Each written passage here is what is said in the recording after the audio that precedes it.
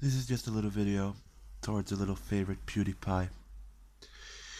What I really want to say to you, wake up. Smell the coffee. You did wrong. Stop trying to say that you are the victim. Yes, the press found videos where they could basically do it and make you this or that, or a scapegoat, or whatever you want to call it. Maybe that's the case. Maybe that's not. But don't ever try to trivialize the Holocaust. And you could call yourself a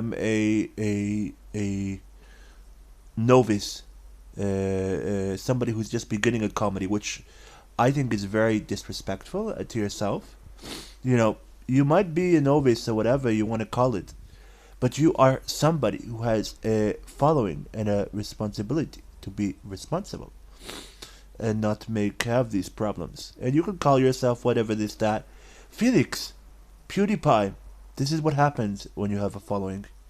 Um, I don't really know how to tell you more of your mistakes, that you made a mistake. But the internet and the world in general do love somebody who admits that they were wrong instead of blaming others for their mistakes and does try things to rectify them. Sorry, a bit sick here. Um, as a Jewish person, somebody who lives in the Holy Land, you can try and see what you can do. We all know your country during the war wasn't exactly the most.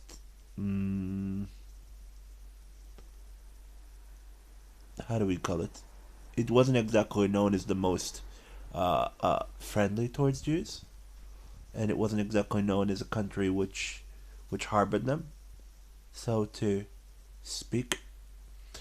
So maybe the fact that you're Swedish and now you live in the United Kingdom and you can learn a bit about your country's history during the war, maybe you can actually make a few things to the Jewish communities and try and go learn a bit of research and see why the fact, even though the people say, oh, it was a long time ago, they got gassed, it's still raw to people because it could happen again. We say as Jews never again, and it's our legacy to kind of keep the history sort of protected and respected.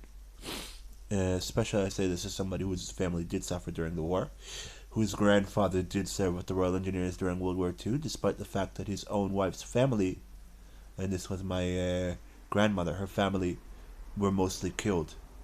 Mostly, I mean, she and her sibling, her brother, survived. The rest of the family were killed in Belarus, were forced to dig their graves, were shot in the back of the head and dug in shallow graves in a place called Stolin. Near a place called Stolin. My mother's family as well had members murdered. We actually know of people who came here to the Middle East during the war and didn't like it, said it was not European enough, went back to Poland, got shot in the head. They found that out after the war. We've even seen now, remember, my mother got records from a relative who escaped to South Africa. Their parents knew that something was going to happen. They couldn't save themselves. They sent their child to South Africa. They died.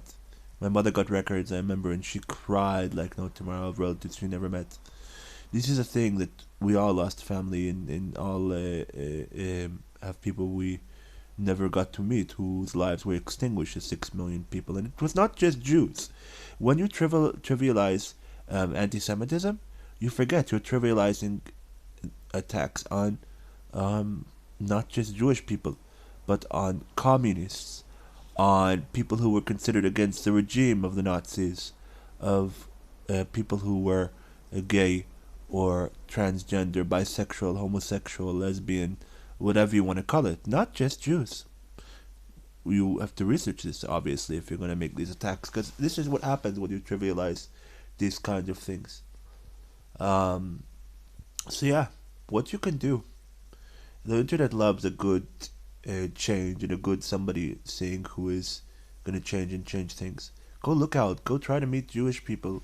Go to concentration camps and go research things. Maybe make a visit to Israel and meet people and learn the history. Not gonna say that your career might be back to where it was. Who knows? Nobody ever knows that for sure. But you can sure as hell try to make an effort to try to learn, and maybe people will be looking to forgive you and see if you are actually sincere about it. Maybe they'll actually be able to forgive you and try and help you get back to where you want to be and say, look, this Felix guy is pretty stupid. He made many mistakes. But we cannot judge him for those mistakes.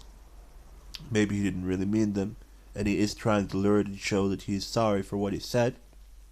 Won't make them again. You know, Felix, we all don't wish bad on you. But maybe you'll gain a bit more brain cells and learn, and hopefully maybe your career will be back to where it can be. It's my 2 cents. Again, Daniel Hose here, signing out from the Holy Land. Peace out.